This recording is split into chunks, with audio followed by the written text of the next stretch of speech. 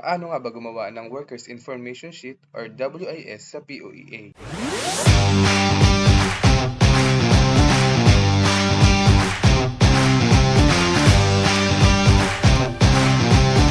Una, buksan ang browser at ilagay ang website ng POEA. Makikita sa baba ang website ng POEA. I-click ang Let's Go para mag-login. I-input ang iyong email address at i-click ang Next.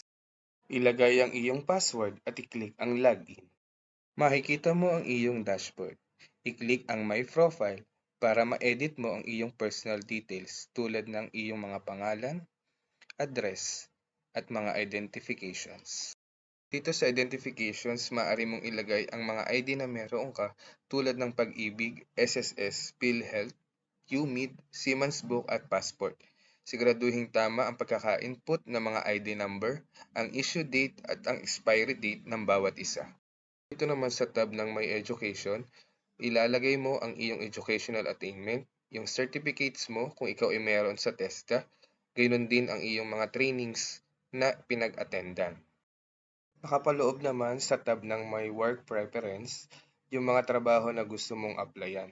Nandito rin yung iyong mga work experiences sa iyong mga past jobs. Maaari mo namang ilagay ang iyong NBI clearance, PIOS certificate at ang iyong police clearance dito sa tab ng My Documents. Makikita mo ang kabuuan ng mga information at documents na iyong inilagay dito sa tab ng My Resume. Ito rin ang iyong Workers Information Sheet. I-click ang Print Resume at i-print ito gamit ang A4 size na bond paper. Siguraduhin na na-print muna ito bago ito pirmahan. At dito na po natatapos ang ating simpleng vlog. Nawa po ay natulungan ko kayo sa paggagawa ng inyong WIS. Mag-comment lang po para sa inyong mga katanungan at atin pong sasagutin sa abot ng ating makakaya.